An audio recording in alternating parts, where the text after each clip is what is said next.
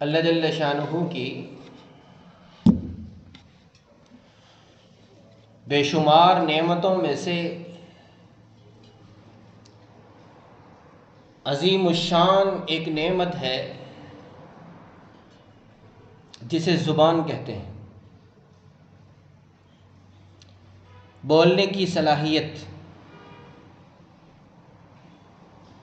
دل کی بات دوسرے کے سامنے رکھنے کا ذریعہ، قوت گویائی، یہ اللہ جل شانہ کی عظیم الشان نعمت ہے۔ اس کے ذریعے سے انسان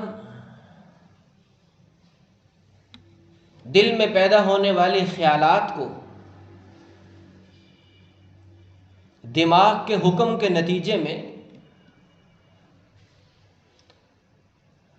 زبان کے ذریعے دوسروں کے سامنے رکھ سکتا ہے،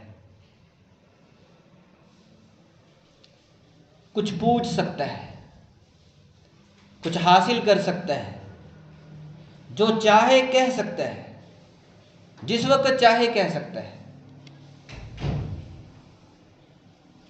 اور یہ زبان آٹومیٹک مشین کے طور پر اس انداز سے چل رہی ہے کہ اس پہ کوئی خرچہ نہیں ہے، اس کی کوئی سروس نہیں ہے، اس کی اوور ہالنگ کی ضرورت نہیں ہے،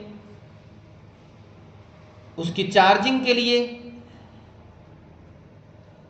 کوئی ضرورت نہیں ہے، بلکہ وہ ایک خودکار مشین کے طور پر جب انسان چاہتا ہے تو اسے استعمال کرتا رہتا ہے۔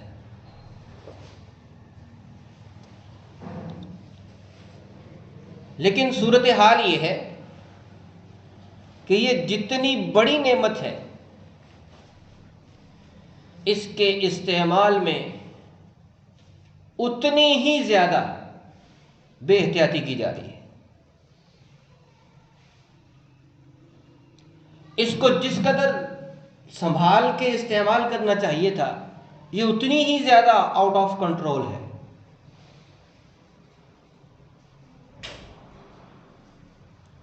زبان ایک ایسی نعمت ہے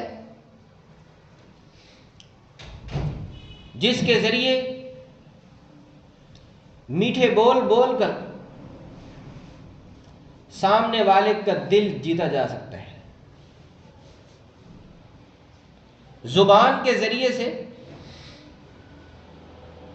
دو آپس میں جھگڑا کرنے والوں کو ایک دوسرے کے ساتھ مصافحہ کروایا جا سکتا ہے۔ زبان ایک ایسی چیز ہے جس سے کلمہ پڑھنے کے نتیجے میں 100 سال کفر کی دلدل میں زندگی بسر کرنے والے کو بھی ایمان کا ٹائٹل مل جاتا ہے۔ زبان سے اچھے بول بولے جائیں تو دل جڑ جاتے ہیں، زبان سے نیکی کے کلمات دوسرے کو کہے جائیں تو نامہ اعمال میں نیکیاں لکھی جاتی ہیں۔ زبان کے ذریعے سے قرآن کریم کی تلاوت ہو تو ایک ایک حرف پر 10 نیکیاں ملتی ہیں، اور اسی زبان کو اگر غلط استعمال کیا جائے، زہریلے بول بولے جائیں، دل خراش جملے کسے جائیں، گالی گلوچ میں اس کو استعمال کیا جائے، غیبت چغلی کی جائے، کسی پر الزام تراشی کی جائے، بہتان باندھا جائے، تو اسی زبان کے ذریعے سے نفرتوں کی اتنی اونچی دیواریں کھڑی ہو جاتی ہیں جسے پاٹنا مشکل ہو جاتا ہے، جسے ختم کرنا مشکل ہو جاتا ہے۔ اس زبان کے ذریعے سے دل ایسے زخمی ہوتے ہیں کہ وہ زخم پھر کبھی مندمل نہیں ہو پاتے. اس زبان کے ذریعے سے دوسرے کا رخ اس طرح پھیرا جاتا ہے کہ وہ کبھی مڑنے کے لیے تیار نہیں ہوتا. باپ دادوں سے قائم چلے آنے والے رشتے زبان کے غلط استعمال کے نتیجے میں یکسر ٹوٹ جاتے ہیں. کیا ہم نے کبھی سوچا کہ اللہ جل شانہ نے یہ جو عظیم الشان نعمت زبان کی ہمیں عطا فرمائی ہے تو اس سلسلے میں کچھ ہدایات بھی دی ہیں, کچھ احکامات بھی دیے ہیں, کچھ تعلیمات بھی دی ہیں کہ اس کو استعمال کیسے کرنا ہے. یہ ہم آزاد ہیں, جو جی میں آئے جب جی میں آئے جس کے سامنے آئے بس کہتے چلے جائیں. ہرگز ایسا نہیں. یاد رکھیں, زبان کو کنٹرول میں رکھنا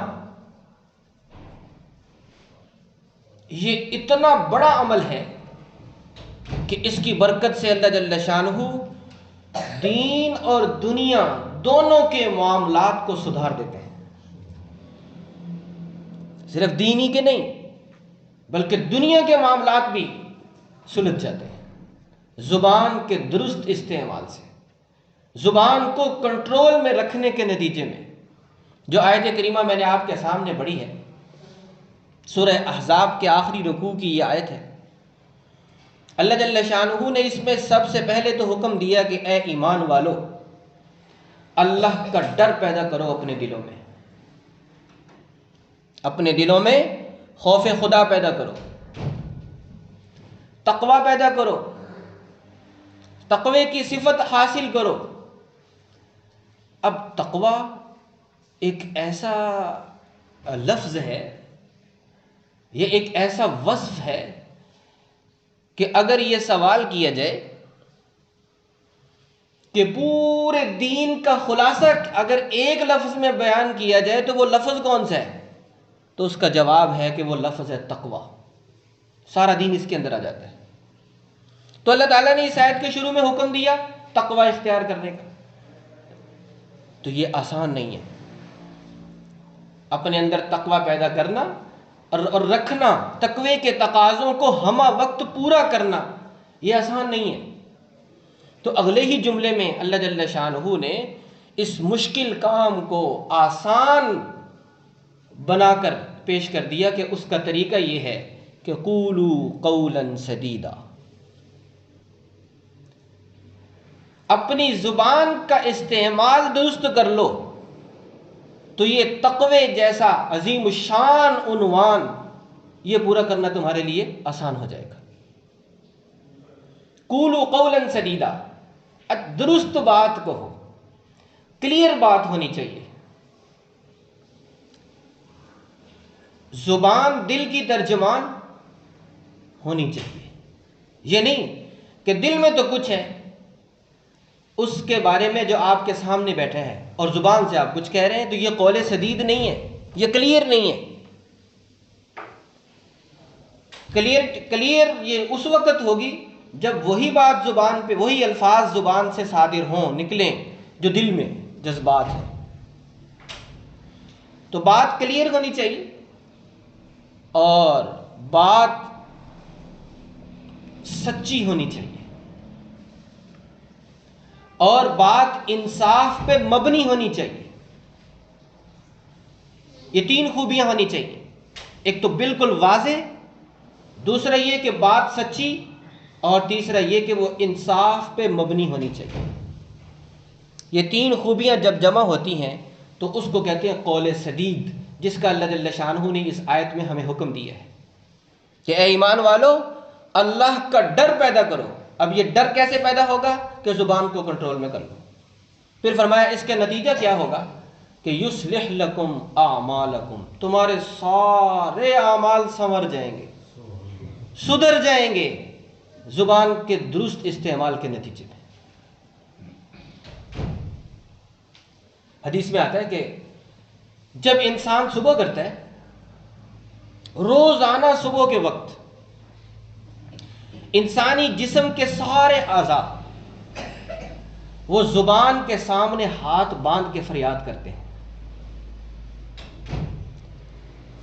کہ خدا کے لیے ہماری التماس یہ ہے کہ تو سارا دن سیدھی چلتی رہنا، درست رہنا، اگر تو صحیح رہی تو ہم بھی صحیح رہیں گے، اور اگر تو بگڑ گئی تو ہم بھی بگڑ جائیں گے۔ روزانہ کی بنیاد پر مخبر صادق جناب نبی کریم صلی اللہ علیہ وسلم نے ہمیں یہ خبر دی ہے کہ انسان کے سارے اعضاء یہ زبان کے سامنے ہاتھ جوڑ کے درخواست کرتے ہیں روزانہ۔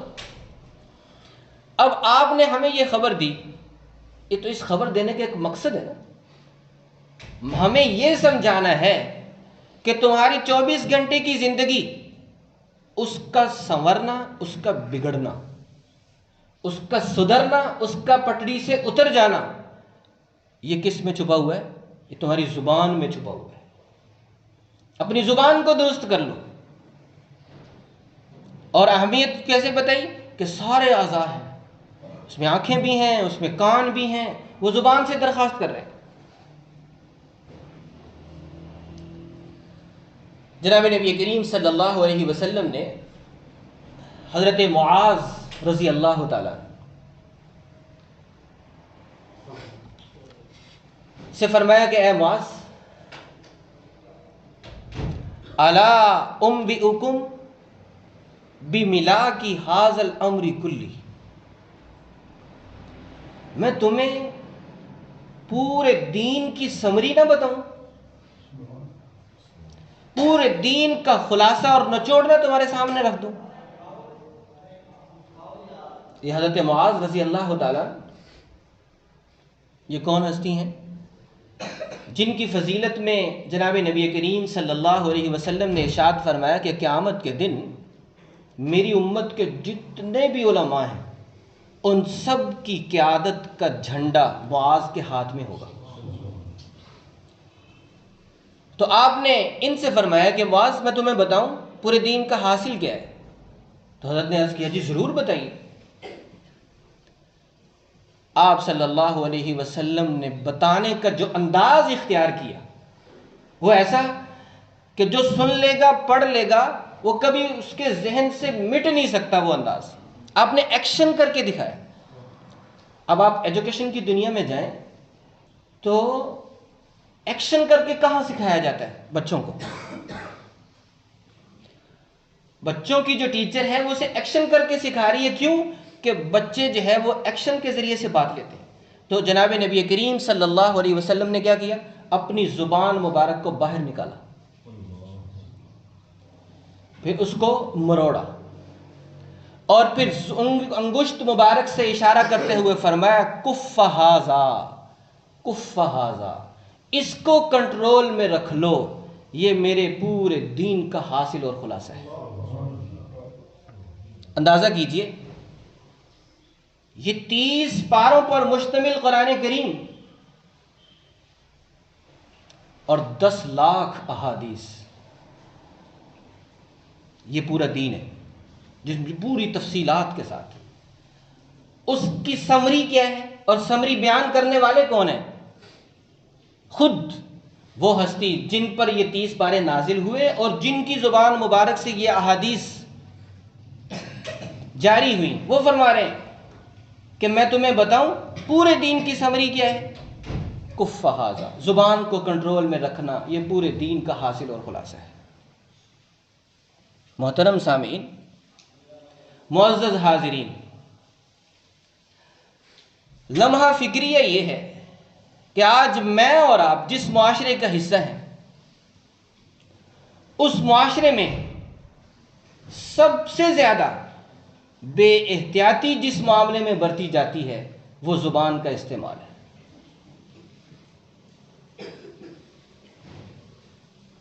کہ زبان استعمال کرتے وقت یہ بالکل نہیں سوچا جا رہا کہ اس کا انجام کیا ہوگا، دنیا کے اعتبار سے بھی اور آخرت کے اعتبار سے بھی۔ اس کا انجام کیا ہوگا یہ نہیں سوچا جا رہا۔ کسی دور میں یہ جملہ بہت مشہور تھا کہ پہلے تولو پھر بولو۔ جب لوگ تول کر بولتے تھے معلوم ہوتا تھا کہ الفاظ نہیں پھول جڑ رہے ہیں۔ جب لوگ تول کر بولتے تھے ناراضگیاں محبت میں تبدیل ہو جایا کرتی تھی۔ جب لوگ تول کر بولتے تھے مشکل سے مشکل بات وہ اور اختلافات جھگڑے جب انتہا کو پہنچے ہوتے تھے، لیکن تول کر بولنے کے نتیجے میں وہ عداوتیں ختم ہو جایا کرتی تھی، لوگ قریب آ جاتے تھے۔ اور آج صورتحال یہ ہے کہ لوگ بولنے کے بعد بھی نہیں تولتے۔ بول لیا، پتہ چل گیا کہ میں نے غلط بولا، اب بھی اپنے احتساب کے لیے تیار نہیں ہے، تولنے کے لیے تیار نہیں ہے کہ میں نے کہا کیا ہے، مجھے کہنا کیا چاہیے تھا اور میں نے کہہ کیا دیا۔ تو اللہ تبارک و تعالیٰ کی یہ جو عظیم الشان نعمت ہے زبان کی، اس میں ہماری دنیا اور آخرت کا سدھار اور بگاڑ پوشیدہ ہے۔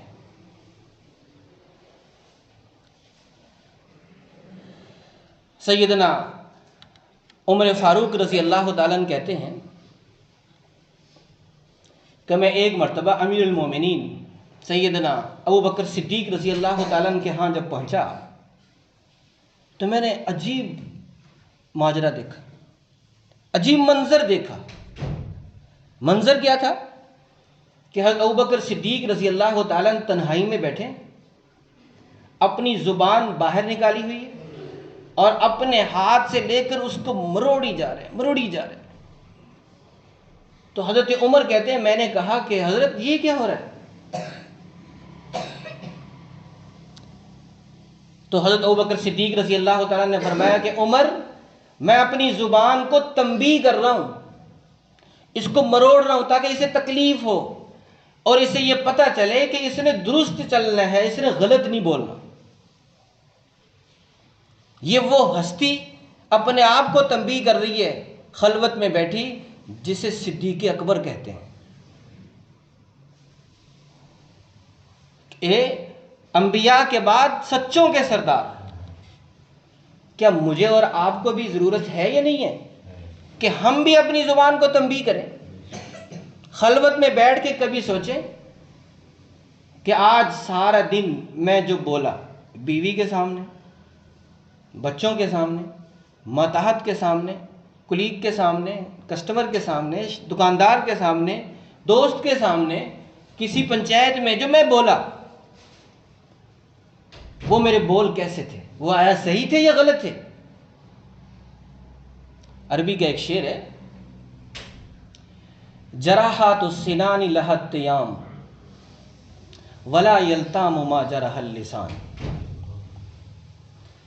جراحات السنان کہ تلواروں اور نیزوں کے زخم مندمل ہو جاتے ہیں، لیکن زبان کے زخم کبھی مندمل نہیں ہوتے۔ اندازہ کیجئے اس چار دیواری کا جس میں رہنے والے لوگ روزانہ ایک دوسرے کے دل کو زخمی کرتے ہیں۔ فزیکلی تو وہ ایک جسمانی طور پر وہ ایک دوسرے کے قریب ہیں، لیکن ذرا جھانک کے دیکھا جائے تو ان کے درمیان میں پہاڑ کھڑے ہیں۔ وہ رہتے ایک چار دیواری میں، زبان کے غلط استعمال نے ان کے درمیان میں پہاڑ کھڑے کیے ہوئے ہیں۔ تو حق جل شانہ یہ ارشاد فرما رہے ہیں کہ ایمان والو، اللہ کا ڈر پیدا کرو، اور اس کا آسان طریقہ یہ ہے کہ زبان کا استعمال درست کر لو۔ آپ صلی اللہ علیہ وسلم نے حضرت ابو ذر غفاری رضی اللہ تعالیٰ عنہ سے فرمایا، میں تمہیں ایسی چیز نہ بتاؤں جس کے نتیجے میں کل قیامت کے دن تمہارے میزان میں تمہارے اعمال جب تولے جائیں گے تو اس میں نیکیوں کے بڑھنے میں اتنا وزن پیدا ہو جائے کہ وہ جھکتا چلا جائے. تو عرض کیجیے ضرور. تو آپ نے دو باتیں بتائیں. نمبر ایک اچھے اخلاق، اور نمبر دو زبان کو کنٹرول میں رکھنا. یہ نامہ اعمال میں وزن پیدا کرنا. تو ہم سب، مجھ سمیت ہم سب اس بات کا عہد کریں کہ انشاءاللہ آج سے ہم اپنے آپ سے، کسی اور سے نہیں، اپنے آپ سے یہ عہد کرتے ہیں کہ انشاءاللہ ہم بولنے سے پہلے تولیں گے، تولنے کے بعد پھر ہم بولیں گے، اور یہ سوچیں گے کہ زبان کے استعمال سے میری دنیا اور آخرت دونوں سنور بھی سکتی ہیں درست استعمال سے، اور غلط استعمال سے بگڑ بھی سکتی ہیں. دعا ہے کہ اللہ جل شانہ توفیق عمل دیں. وآخر دعوانا الحمدللہ.